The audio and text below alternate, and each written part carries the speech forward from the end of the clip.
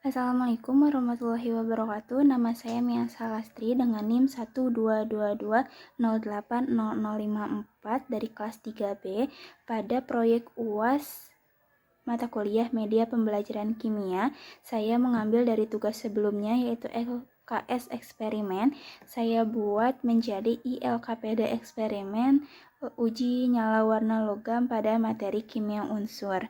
Di sini saya membuat ILKPD dengan metode flipbook, di mana pada PDF tersebut saya convert ke dalam flipbook lalu dijadikan link. Nah, link ini akan di-share kepada siswa untuk pembelajaran. Contohnya, guru di sini menyajikan instruksi, lalu menyajikan juga link yang akan dikerjakan oleh siswa. Pada instruksinya sebagai berikut. Assalamualaikum anak-anak, berikut Ibu kirimkan tugas kelompok. Silahkan kerjakan ILKPD kimia unsur berikut dengan ketentuan. Yang pertama, boleh ditulis tangan di folio secara individu. Yang kedua, boleh diketik di Word. Kumpulkan masing-masing di LMS dengan ketentuan waktu yang sudah tertera pada LMS. Terima kasih. Di sini disajikan juga link di mana siswa akan mengakses dengan cara mengetuk. Lalu pada link tersebut akan muncul ILKPD-nya. ILKPD ini bisa diketuk dan tergeser sendiri. Lalu jika ingin dikembalikan bisa kembali sendiri. Lalu bisa di zoom, lalu bisa dikecilkan kembali. Pada metode ILKPD ini bisa memudahkan guru dan siswa dalam pembelajaran jarak jauh, di mana siswa dapat mengerjakan di rumah, lalu guru juga dapat men-share di mana saja. Lalu untuk media pengumpulannya, itu bisa di LMS, Google Classroom, dan lain-lain. Selain daripada kelebihan tersebut, terdapat kekurangan di mana dalam flipbook ini tidak bisa mengisi langsung pada link tersebut. Jadi guru dapat menyediakan metode pengumpulan dalam tulis tangan ataupun diketik bagaimana instruksi dari guru tersebut. Pada cover di sini disediakan judul ILKPD eksperimen uji nyala warna logam pada materi kimia unsur, lalu disajikan nama dan kelas juga kolom penilaian.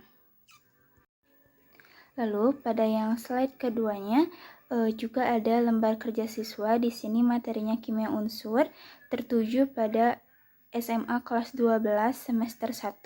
Di sini dikerjakan secara berkelompok, yaitu dengan kelompoknya anggotanya 3 orang, lalu mengambil kompetensi dasar yaitu dari 4.7, menalar dan menganalisis kelimpahan, kecenderungan sifat fisik, sifat kimia, manfaat, dampak, proses pembuatan unsur-unsur logam utama seperti gas mulia, halogen, alkali tanah, dan periode 3, serta unsur golongan transisi yaitu golongan 4 dan senyawa dalam kehidupan sehari-hari.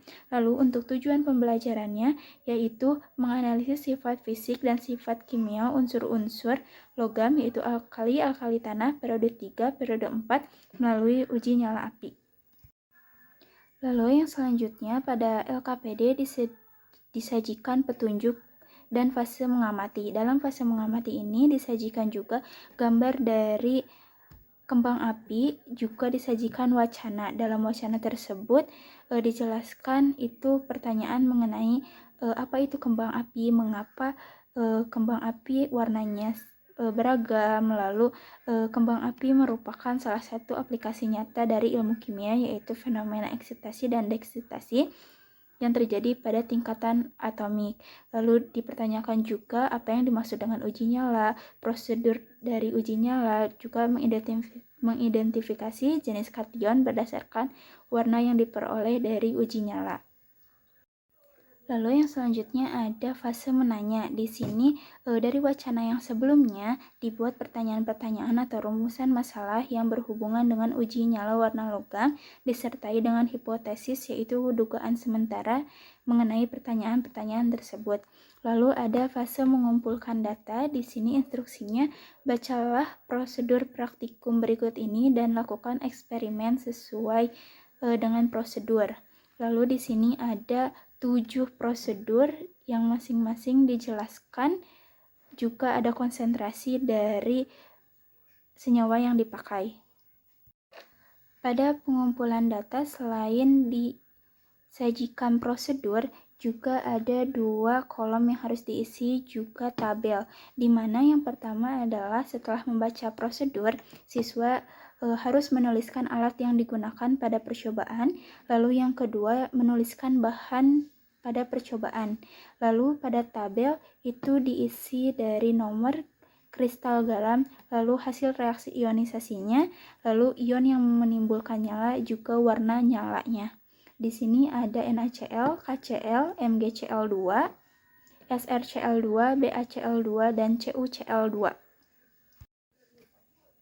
Setelah mengumpulkan data, tentunya siswa harus menganalisis data, lalu menjawab pertanyaan. Di sini disajikan 7 buah pertanyaan, di mana yang pertama, apabila kelompok Anda perhatikan berdasarkan rumus kimianya, kira-kira yang menimbulkan warna pada waktu dibakar itu logam atau ion kloridanya, jelaskan. Lalu yang kedua, pada percobaan uji nyala ini, menurut kelompok Anda, mengapa menggunakan kawat nikrom bukan kawat lain? Lalu yang ketiga, mengapa ujung kawat nikrom dibersihkan dengan mencelupkan ke dalam larutan HCl? Apa fungsi dari larutan HCl pada percobaan tersebut? Lalu yang keempat, pada percobaan uji nyala ini, menurut kelompok Anda, mengapa menggunakan kawat nikrom bukan menggunakan kawat lain? Lalu yang kelima, menurut kalian, pada saat terjadi pembakaran, garam-garam klorida mengapa menghasilkan warna nyala yang berbeda-beda? Lalu yang keenam, apa yang terjadi setelah kristal senyawa dibakar? Bagaimana hasilnya? Lalu yang ketujuh, mengisi tabel, yaitu membandingkan apakah hasil percobaan yang dilakukan dengan sumber referensi atau hipotesis yang telah Anda cari. Apa terdapat perbedaan? Jika ada, coba kemukakan alasannya. Di sini tabelnya ada nomor kristal garam atau senyawa yang dipakai, lalu ion yang diamati, warna nyala sesuai percobaannya, lalu warna nyala sesuai dengan referensi, lalu dibandingkan.